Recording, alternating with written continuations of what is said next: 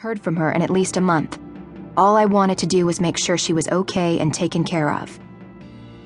I padded down the grand staircase, barefoot, into the open 3-story entryway of Turtle Tier Hotel.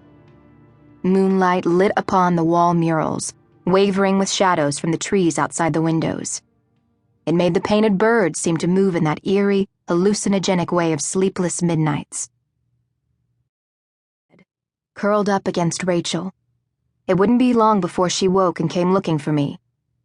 Causing her worry was something I hated, but staying in bed, staring at the ceiling, had driven me mad. I had to get up and move. Taking quiet strides down the hallway, I exited through the patio door. The fountain gurgled. Water fell from the conch shell the stone mermaid held in her hands. Frogs called from the banks of the island.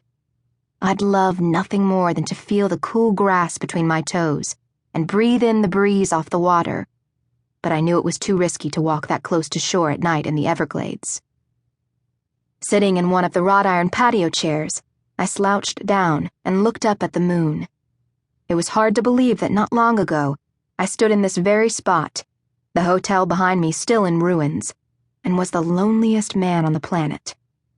Now that I had Rachael in my family, my son, Nadia's twin, MJ, nothing was going to take them away from me.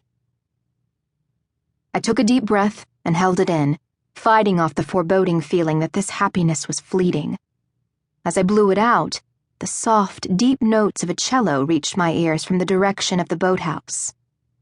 I chuckled. Beck playing the cello was as likely as Beck becoming my best friend.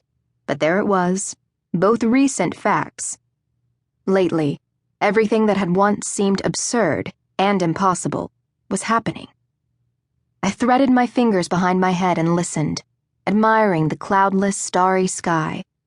Beck was pretty damn good. Just as my mind cleared of worry and the anxiety wafted away on Beck's smooth strings, footsteps shuffled behind me, bringing me back to reality. I turned my head to find Joan, my ex-assistant and Beck's girlfriend, walking toward me. "I didn't know you were here this weekend," I said, a little more than surprised to see her. I did my very best to avoid any time alone with her, even though I knew Rachael was secure in our relationship. I didn't need to give her any reminders of our rocky beginning when she perceived my past romantic relationship with Joan as a threat. "I got in late tonight by boat." Her eyes were lost in the trees, summoned by Beck's strings.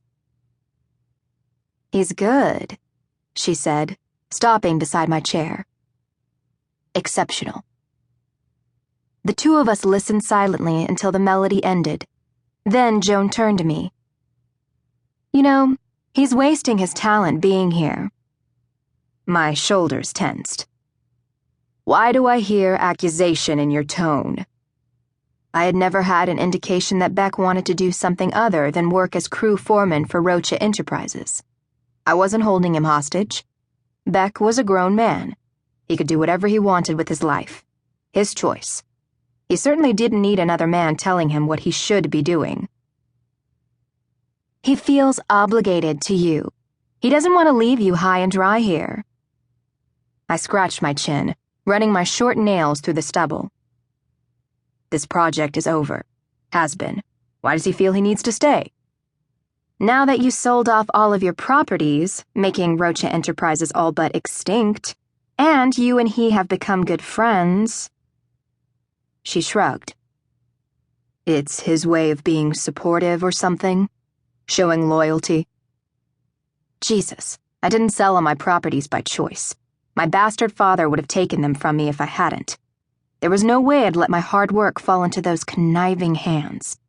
The last thing I wanted was to be an obligation, like someone's decrepit old grandparent.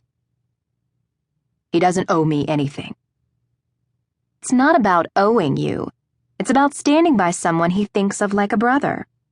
With everything going on, losing the company, MJ, Nadia, he won't leave Turtle Tier. And now there's the Weston plantation. MJ will need him as foreman there." She shot me a challenging look, lifting a brow, and I knew what she was saying. What